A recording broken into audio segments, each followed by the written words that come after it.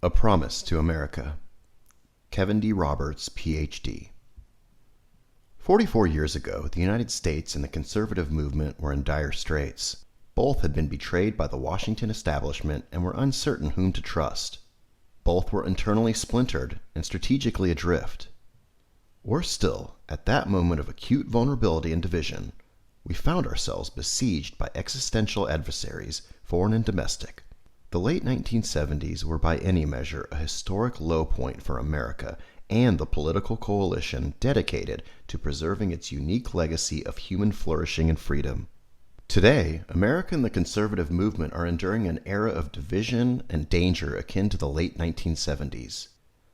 Now, as then, our political class has been discredited by wholesale dishonesty and corruption. Look at America under the ruling and cultural elite today. Inflation is ravaging family budgets. Drug overdose deaths continue to escalate, and children suffer the toxic normalization of transgenderism with drag queens and pornography invading their schools and libraries. Overseas, a totalitarian communist dictatorship in Beijing is engaged in strategic, cultural, and economic Cold War against America's interests, values, and people. All while globalist elites in Washington awaken only slowly to that growing threat. Moreover, low-income communities are drowning in addiction and government dependence. Contemporary elites have even repurposed the worst ingredients of 1970s radical chic to build the totalitarian cult known today as the Great Awakening. And now, as then, the Republican Party seems to have little understanding about what to do. Most alarming of all, the very moral foundations of our society are in peril. Yet students of history will note that, notwithstanding all those challenges, the late 1970s proved to be the moment when the political right unified itself and the country and led the United States to historic political, economic, and global victories. The Heritage Foundation is proud to have played a small but pivotal role in that story. It was in early 1979, amid stagflation, gas lines, and the Red Army's invasion of Afghanistan, the nadir of Jimmy Carter's days of malaise, that Heritage launched the Mandate for Leadership project. We brought together hundreds of conservative scholars and academics across the conservative movement. Together, this team created a 20-volume, 3,000-page governing handbook containing more than 2,000 conservative policies to reform the federal government and rescue the American people from Washington dysfunction. It was a promise from the conservative movement to the country, confident, specific, and clear. Mandate for Leadership was published in January 1981, the same month Ronald Reagan was sworn into his presidency. By the end of that year, more than 60% of its recommendations had become policy, and Reagan was on his way to ending stagflation, reviving American confidence and prosperity, and winning the Cold War. The bad news today is that our political establishment and cultural elite have once again driven America toward decline. The good news is that we know the way out even though the challenges today are not what they were in the 1970s. Conservatives should be confident that we can rescue our kids, reclaim our culture, revive our economy, and defeat the anti-American left, at home and abroad. We did it before and we'll do it again. As Ronald Reagan put it, freedom is a fragile thing and it's never more than one generation away from extinction. It is not ours by way of inheritance. It must be fought for and defended constantly by each generation. This is the duty history has put before us and the standard by which our generation of conservatives will be judged, and we should not want it any other way. The legacy of Mandate for Leadership, and indeed of the entire Reagan Revolution, is that if conservatives want to save the country, we need a bold and courageous plan. This book is the first step in that plan. The Conservative Promise. This volume, The Conservative Promise, is the opening salvo of the 2025 Presidential Transition Project launched by the Heritage Foundation and our many partners in April 2022. Its 30 chapters lay out hundreds of clear and concrete policy recommendations for White House offices, cabinet departments, Congress and agencies, commissions, and boards. Just as important as the scope of the Conservative Promise's recommendations is the breadth of its authorship.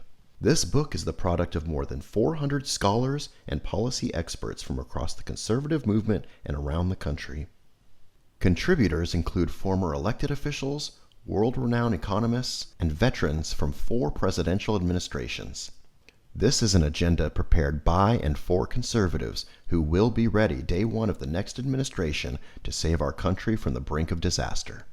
The Heritage Foundation is once again facilitating this work, but as our dozens of partners and hundreds of authors will attest, this book is the work of the entire conservative movement. As such, the authors express consensus recommendations already forged, especially along 4 broad fronts that will decide America's future. 1. Restore the family as the centerpiece of American life and protect our children. 2.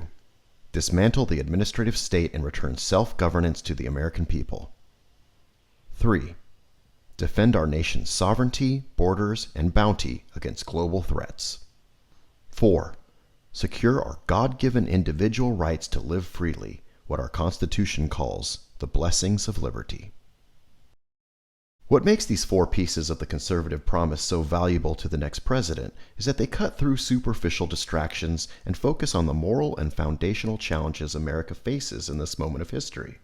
This was one of the secrets of conservative success in the Reagan era, one our generation should emulate. As in the late 1970s, Americans today experience the failures of political and cultural elites in countless ways.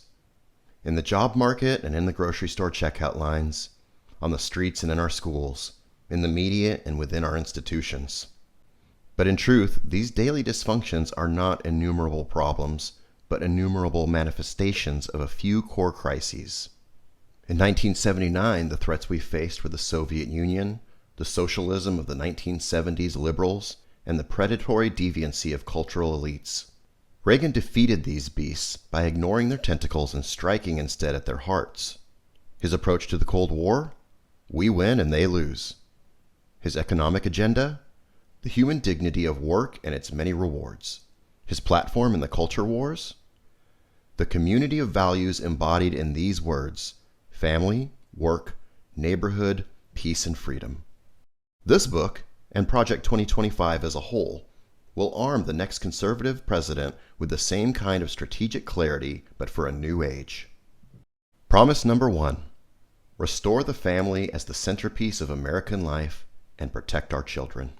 The next conservative president must get to work pursuing the true priority of politics, the well-being of the American family. In many ways, the entire point of centralizing political power is to subvert the family. Its purpose is to replace people's natural loves and loyalties with unnatural ones. You see this in the popular left-wing aphorism: government is simply the name we give to the things we choose to do together. But in real life, most of the things people do together have nothing to do with government. These are the mediating institutions that serve as the building blocks of any healthy society: marriage, family, work, church, school, volunteering. The name real people give to things we do together is community, not government. Our lives are full of interwoven, overlapping communities, and our individual and collective happiness depends upon them. But the most important community in each of our lives and the life of the nation is the family. Today, the American family is in crisis. 40% of all children are born to unmarried mothers, including more than 70% of black children. There is no government program that can replace the hole in a child's soul cut out by the absence of a father. Fatherlessness is one of the principal sources of American poverty, crime, mental illness, teen suicide, substance abuse, rejection of the church, and high school dropouts. So many of the problems government programs are designed to solve, but can't, are ultimately problems created by the crisis of marriage and the family. The world has never seen a thriving, healthy, free and prosperous society where most children grow up without their married parents. If current trends continue, we are headed towards social implosion. Furthermore, the next conservative president must understand that using government alone to respond to systems of the family crisis is a dead end. Federal power must instead be wielded to reverse the crisis and rescue America's kids from familial breakdown. The conservative promise includes dozens of specific policies to accomplish this existential task. Some are obvious and long-standing goals, like eliminating marriage penalties and federal welfare programs in the tax code and installing work requirements for food stamps. But we must go further. It's time for policymakers to elevate family authority, formation, and cohesion as their top priority, and even use government power, including through the tax code, to restore the American family. Today, the left is threatening the tax-exempt status of churches and charities that reject woke progressivism. They will soon turn to Christian schools and clubs with the same totalitarian intent. The next conservative president must make the institutions of American civil society hard targets for woke culture warriors. This starts with deleting the terms sexual orientation and gender identity, diversity, equity and inclusion, gender, gender equality, gender equity, gender awareness, gender sensitive, abortion, reproductive health, reproductive rights, and any other term used to deprive Americans of their First Amendment rights out of every federal rule, agency, regulation, contract, grant, regulation, and piece of legislation that exists. Pornography, manifested today in the omnipresent propagation of transgender ideology and sexualization of children, for instance, is not a political Gordian knot inextricably binding up disparate claims about free speech, property rights, sexual liberation, and child welfare. It has no claim to First Amendment protection. Its purveyors are child predators and misogynistic exploiters of women. Their product is addictive as any illicit drug and as psychologically destructive as any crime. Pornography should be outlawed.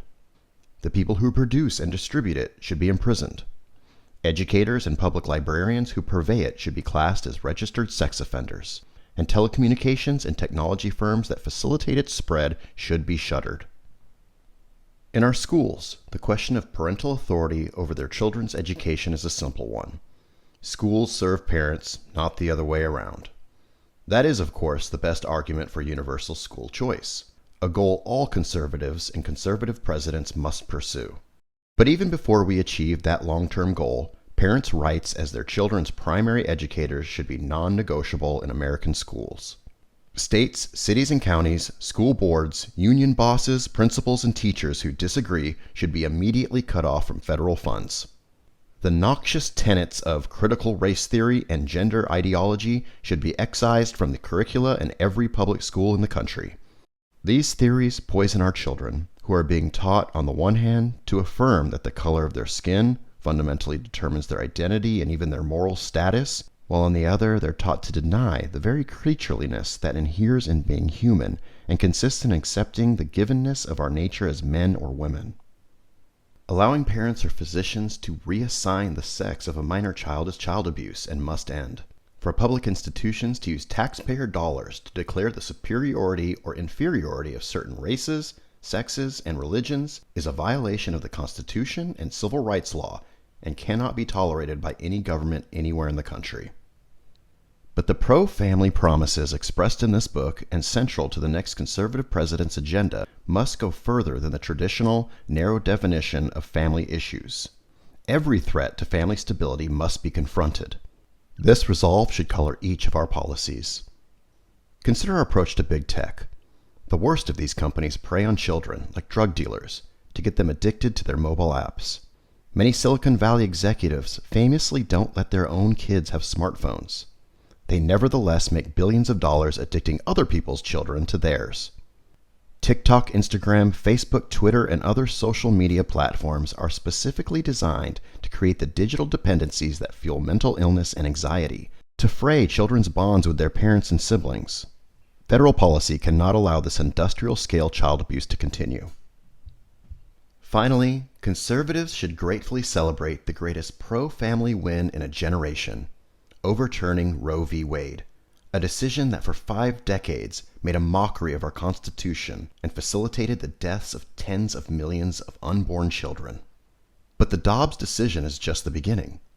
Conservatives in the states and in Washington, including in the next conservative administration, should push as hard as possible to protect the unborn in every jurisdiction in America. In particular, the next conservative president should work with Congress to enact the most robust protections for the unborn that Congress will support while deploying existing federal powers to protect innocent life and vigorously complying with statutory bans on the federal funding of abortion. Conservatives should ardently pursue these pro-life and pro-family policies while recognizing the many women who find themselves in immensely difficult and often tragic situations and the heroism of every choice to become a mother.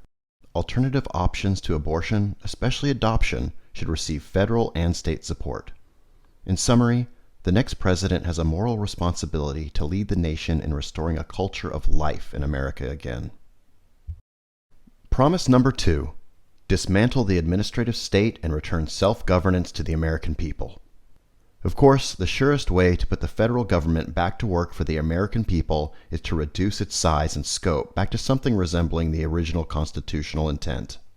Conservatives desire a smaller government, not for its own sake, but for the sake of human flourishing. But the Washington establishment doesn't want a constitutionally limited government because it means they lose power and are held more accountable by the people who put them in power. Like restoring popular sovereignty, the task of reattaching the federal government's constitutional and democratic tethers calls to mind Ronald Reagan's observation that there are no easy answers, but there are simple answers. In the case of making the federal government smaller, more effective, and accountable, the simple answer is the Constitution itself. The surest proof of this is how strenuously and creatively generations of progressives and many Republican insiders have worked to cut themselves free from the strictures of the 1789 Constitution and subsequent amendments. Consider the federal budget.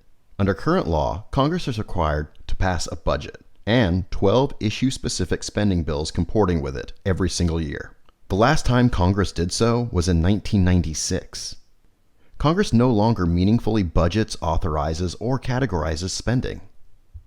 Instead, party leaders negotiate one multi-trillion-dollar spending bill several thousand pages long and then vote on it before anyone, literally, has had a chance to read it. Debate time is restricted, amendments are prohibited, and all of this is backed up against a midnight deadline when the previous omnibus spending bill will run out and the federal government shuts down.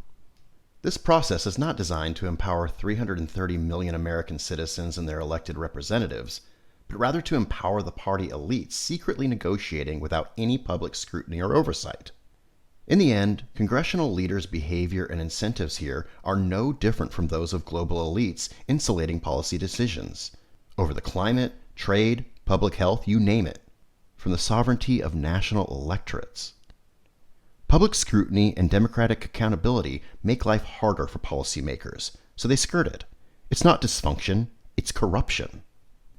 And despite its gaudy price tag, the federal budget is not even close to the worst example of this corruption. That distinction belongs to the administrative state, the dismantling of which is a top priority for the next conservative president. The term administrative state refers to the policy-making work done by the bureaucracies of all the federal government's departments, agencies, and millions of employees. Under Article 1 of the Constitution, all legislative powers herein granted shall be vested in a Congress of the United States, which shall consist of a Senate and a House of Representatives.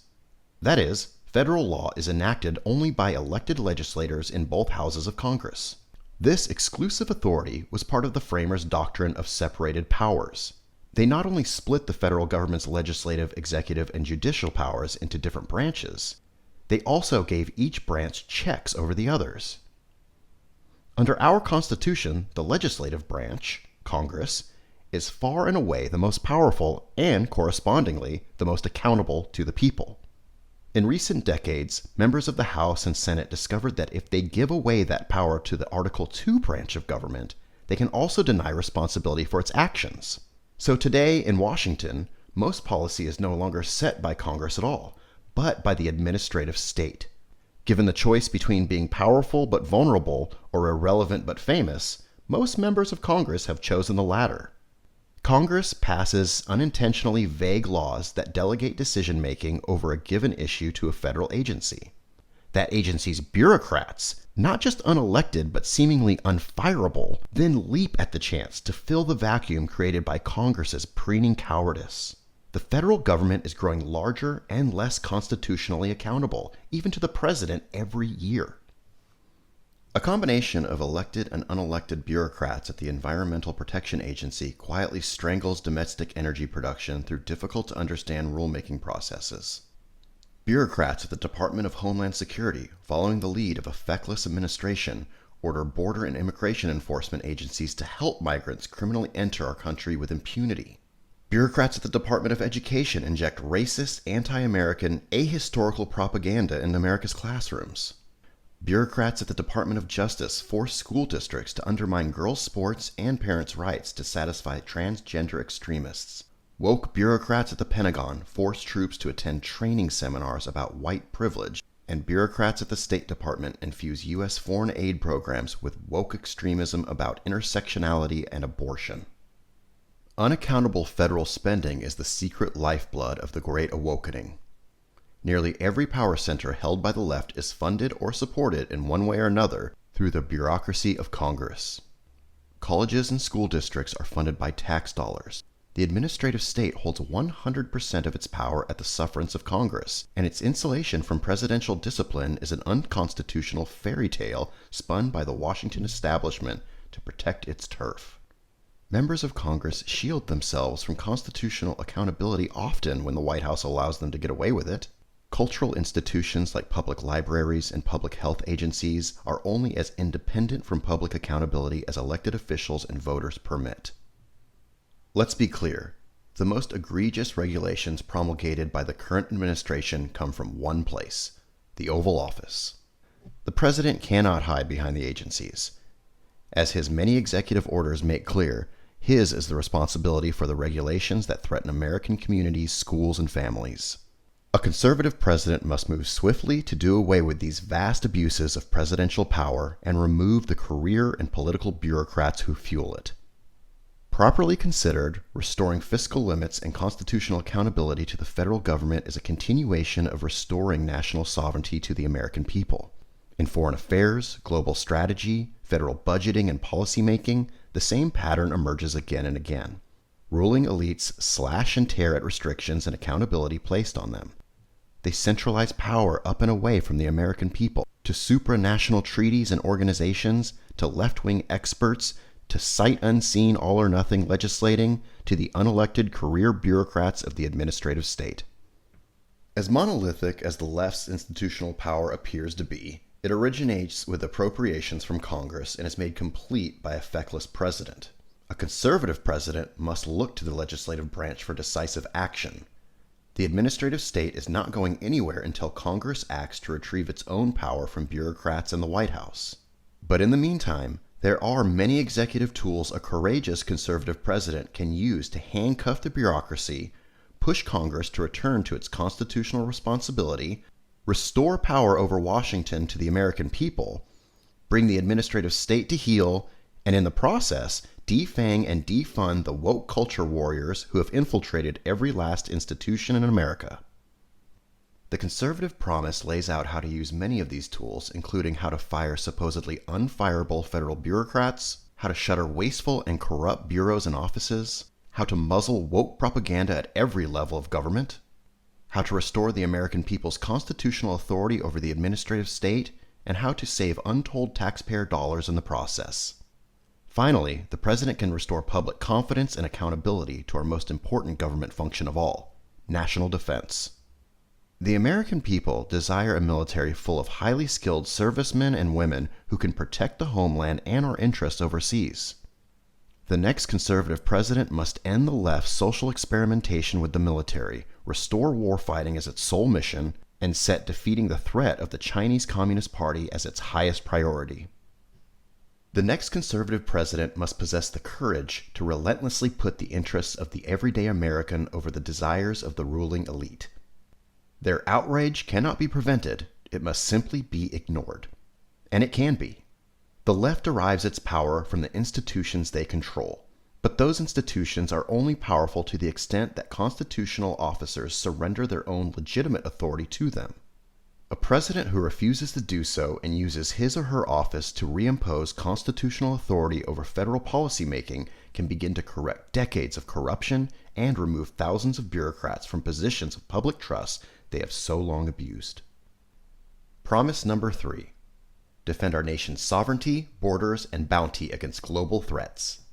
The United States belongs to we the people. All government authority derives from the consent of the people, and our nation's success derives from the character of its people.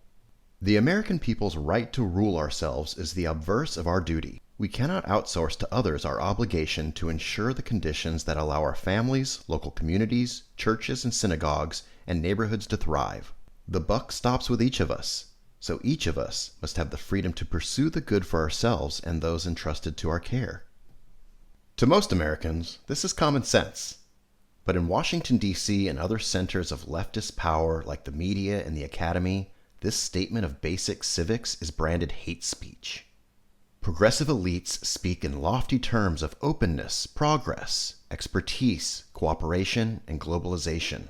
But too often, these terms are just rhetorical Trojan horses concealing their true intention, stripping we the people of our constitutional authority over our country's future. America's corporate and political elites do not believe in the ideals to which our nation is dedicated: self-governance, the rule of law, and ordered liberty. They certainly do not trust the American people, and they disdain the Constitution's restrictions on their ambitions. Instead, they believe in a kind of 21st century Wilsonian order in which the enlightened, highly educated managerial elite runs things rather than the humble, patriotic working families who make up the majority of what the elites contemptuously call flyover country. This Wilsonian hubris has spread like a cancer through many of America's largest corporations, its public institutions, and its popular culture. Those who run our so-called American corporations have bent to the will of the woke agenda and care more for their foreign investors and organizations than their American workers and customers. Today, nearly every top-tier U.S. university president or Wall Street hedge fund manager has more in common with a socialist European head of state than with the parents at the high school football game in Waco, Texas. Many elites' entire identity, it seems, is wrapped up in their sense of superiority over those people. But under our Constitution, they are the mere equals of the workers who shower after work instead of before. This is as it should be.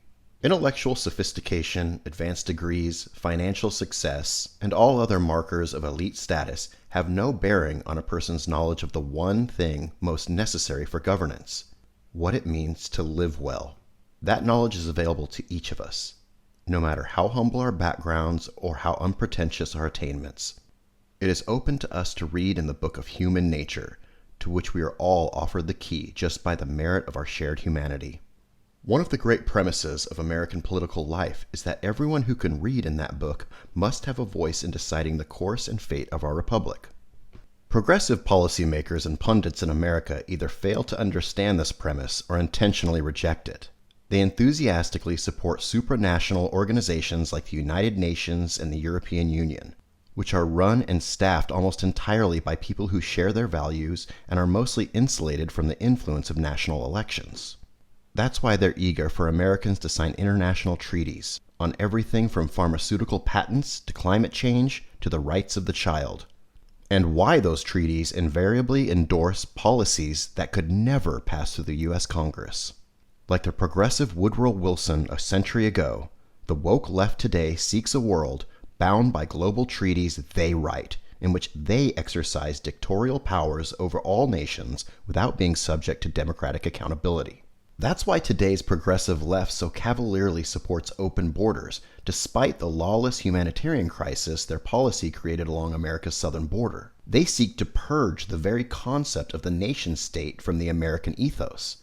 No matter how much crime increases, or resources drop for schools and hospitals, or wages decrease for the working class. Open borders activism is a classic example of what the German theologian Dietrich Bonhoeffer called cheap grace. Publicly promoting one's own virtue without risking any personal inconvenience.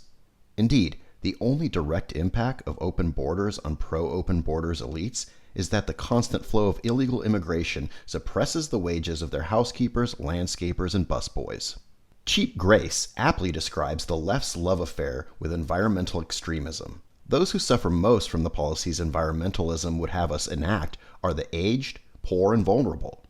This is not a political cause, but a pseudo-religion meant to baptize liberals' ruthless pursuit of absolute power in the holy water of environmental virtue. At its very heart, environmental extremism is decidedly anti-human. Stewardship and conservation are supplanted by population control and economic regression. Environmental ideologues would ban the fuels that run almost all of the world's cars, planes, factories, farms, and electricity grids. Abandoning confidence in human resilience and creativity in responding to the challenges of the future would raise impediments to the most meaningful human activities.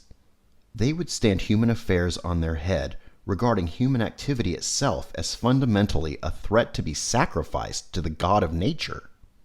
The same goals are the heart of elite support for economic globalization. For 30 years, America's political, economic, and cultural leaders embraced and enriched Communist China and its genocidal Communist Party, while hollowing out America's industrial base. What may have started out with good intentions has now been made clear. Unfettered trade with China has been a catastrophe. It has made a handful of American corporations enormously profitable while twisting their business incentives away from the American people's needs. For a generation, politicians of both parties promised that engagement with Beijing would grow our economy while injecting American values into China. The opposite has happened. American factories have closed, jobs have been outsourced, our manufacturing economy has been financialized, and all along, the corporations profiting failed to export values of human rights and freedom. Rather, they imported China's anti-American values into their C-suites. Even before the rise of big tech, Wall Street ignored China's serial theft of American intellectual property. It outright cheered the elimination of American manufacturing jobs. "Learn to code," they would gloat. These were just the price of progress. Engagement was at every step Beijing's project, not America's. The Chinese Communist Party, CCP, dictated terms only to break them whenever it suited them. They stole our technology, spied on our people, and threatened our allies, all with trillions of dollars of wealth and military power financed by their access to our market. Then came the rise of big tech, which is now less a contributor to the U.S. economy than it is a tool of China's government. In exchange for cheap labor and regulatory special treatment from Beijing, America's largest technology firms funnel data about Americans to the CCP. They hand over sensitive intellectual property with military and intelligence applications to keep the money rolling in. They let Beijing censor Chinese users on their platforms. They let the CCP set their corporate policies about mobile apps. And they run interference for our rivals' political priorities in Washington. One side of big tech companies' business model is old-fashioned American competitiveness and world-changing technological innovation. But increasingly, that side of these businesses is overshadowed by their role as operatives in the lucrative employ of America's most dangerous international enemy. If you want to understand the danger posed by collaboration between big tech and the CCP, look no further than TikTok.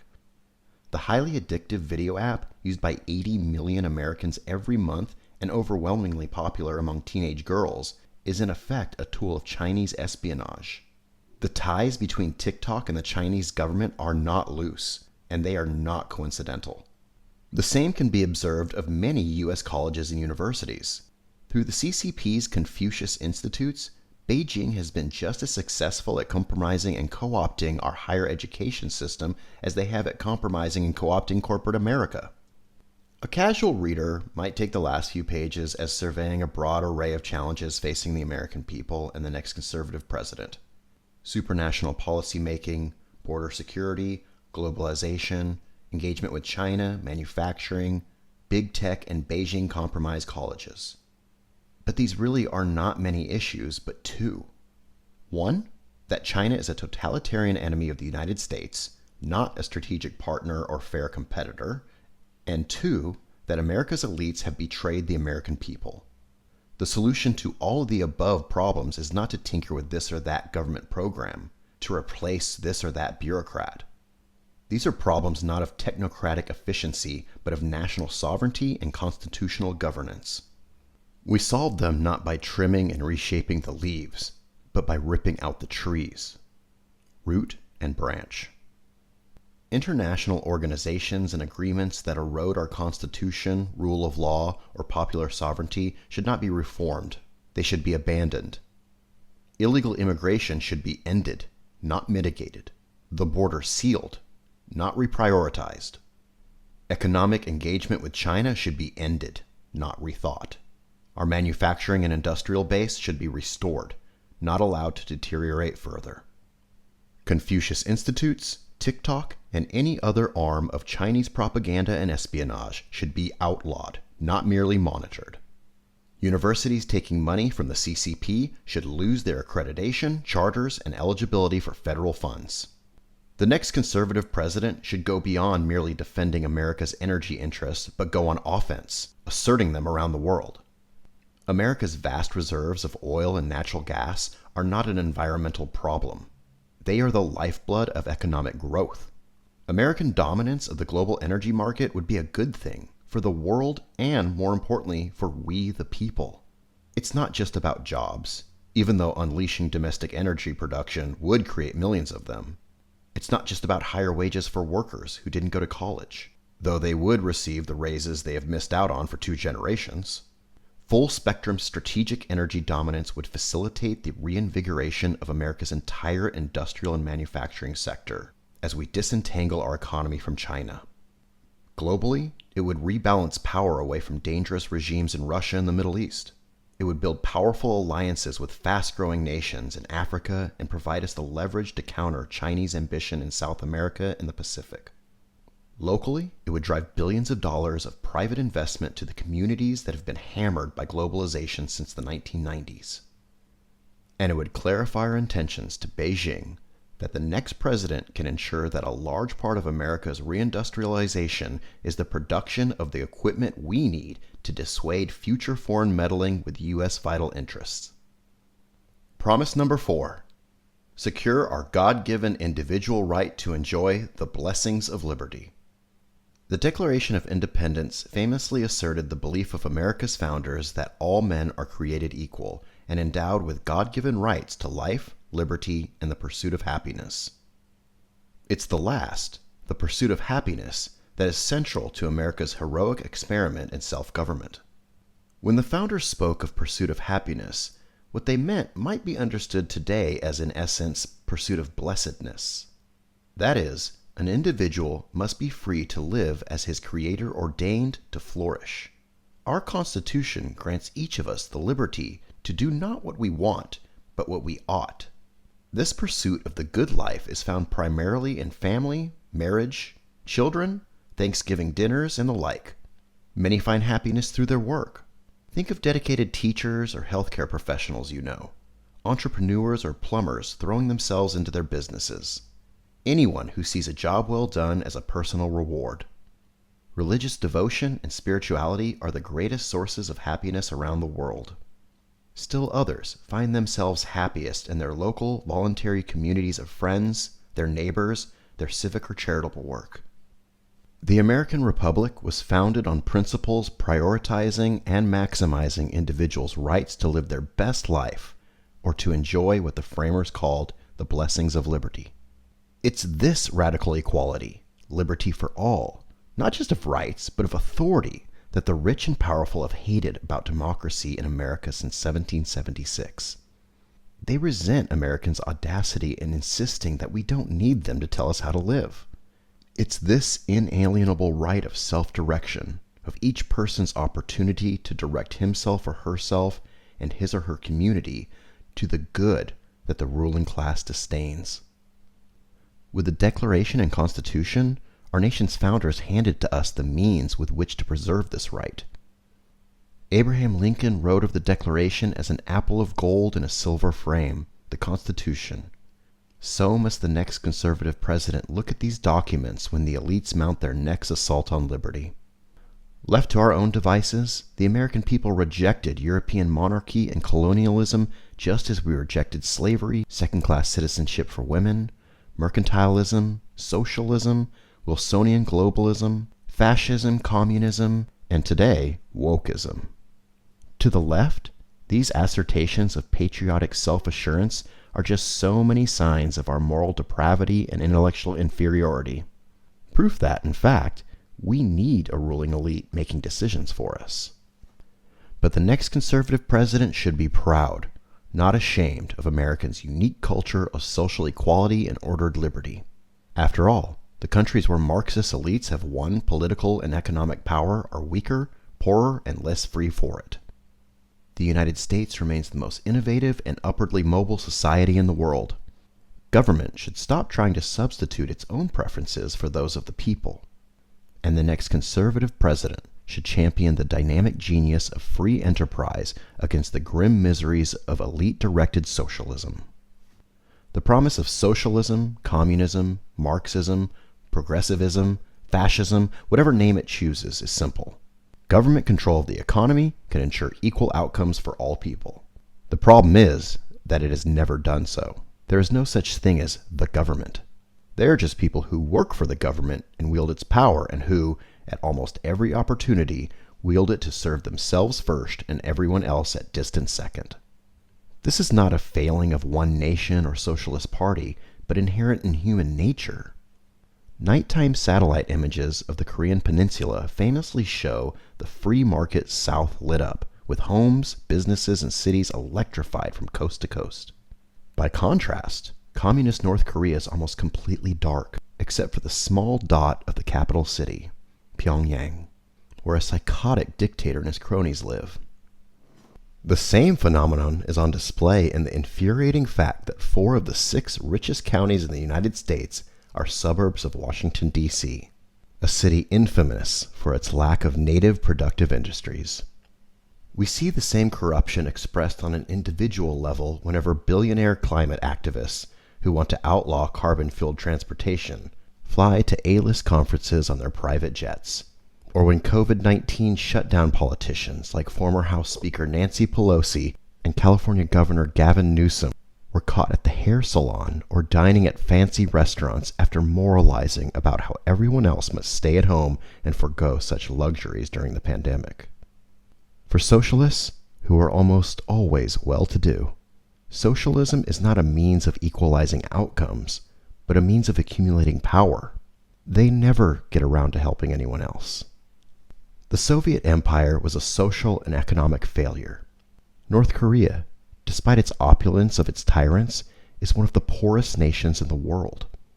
Cuba is so corrupt that its people regularly risk their lives to escape to Florida on rafts. Venezuela was once the richest nation in South America. Today, a decade after a Marxist dictator took over, 94% of Venezuelans live in poverty. Even Socialist Senator Bernie Sanders' home state of Vermont was forced to repeal the state's single-payer healthcare system just 3 years after creating it. In every case, socialist elites promised that if only they could direct the economy, everything would be better. Very quickly, everything got worse. In socialist nation after socialist nation, the only way the government could keep its disgruntled people in line was to surveil and terrorize them. By contrast, in countries with a high degree of economic freedom, elites are not in charge because everyone is in charge. People work, build, invest, save, and create according to their own interests and in service of the common good of their fellow citizens.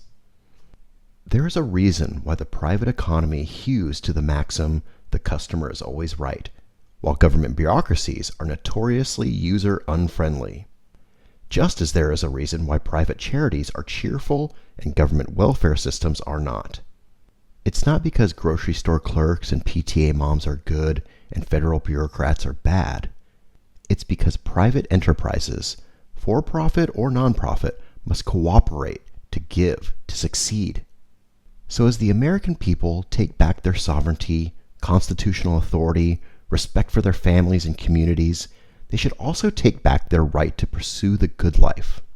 The next president should promote pro-growth economic policies that spur new jobs and investment, higher wages and productivity.